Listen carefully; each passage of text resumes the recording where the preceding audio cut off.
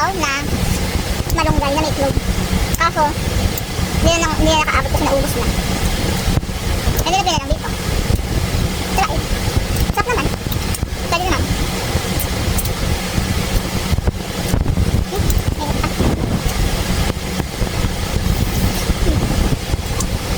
Hindi ako nagluto nito. Mama ko. Marunong magluto pero mas magaling kasi mama ko magluto nito. Adobo.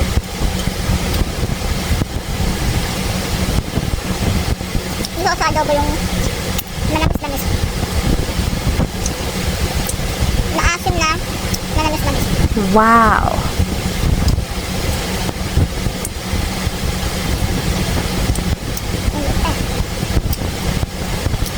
Saka, ako, gali ko. Gusto ko pagka luto ng ulam. Kain agad. Dahil ako. At hindi ka oras ng kain. Kasi gusto ko sa ulam, yung bagong luto. Bagong luto pa lang kakainin ko. Pag malamig na kasi parang yun na siya masyadong gusto. Mahapong ako sa ano, sa chili. Hindi na ako bawal.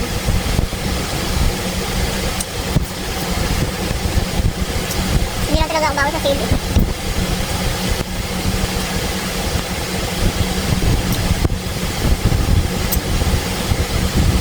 At ang binili namin, breast pie. Mas masustansya kasi pag breast pie.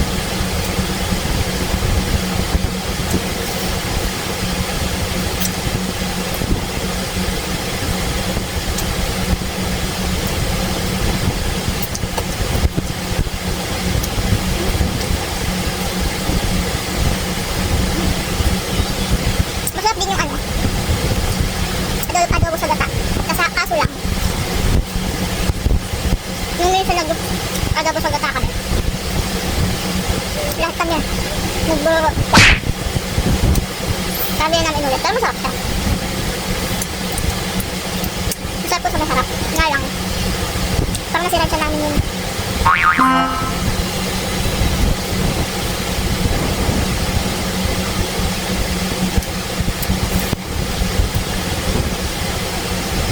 masarap. Sa inyo, alam yung miswa.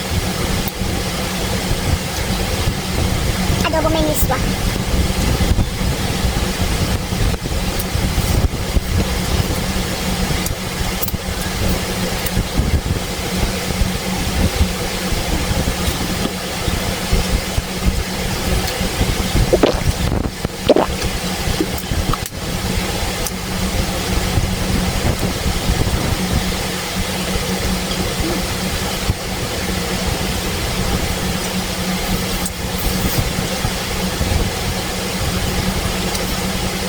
Pag sa stream, alam kung dami ako nakain yun.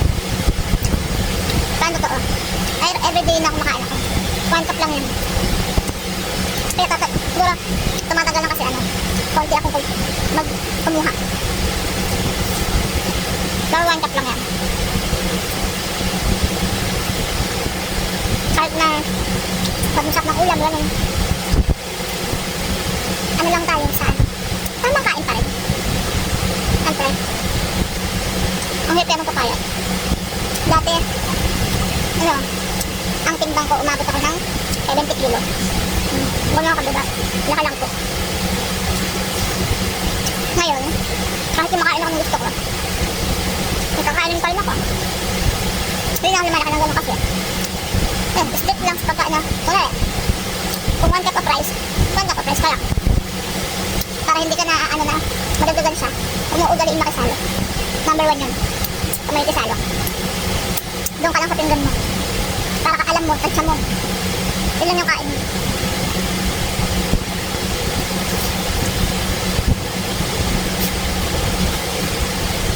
Kaya naman masabing total yung mukbang ko eh. Kasi pag sinabing mukbang, alam ko kasi marami kang kain talaga. Pero ano lang siguro to. Tamang kain lang. Ganun. Correct me if I'm wrong. Yun kasi ang alam ko sa mukbang. Marami kang kain.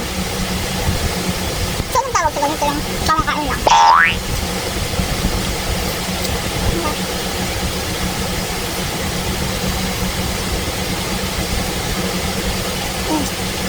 Naghihintay na rin yung aso.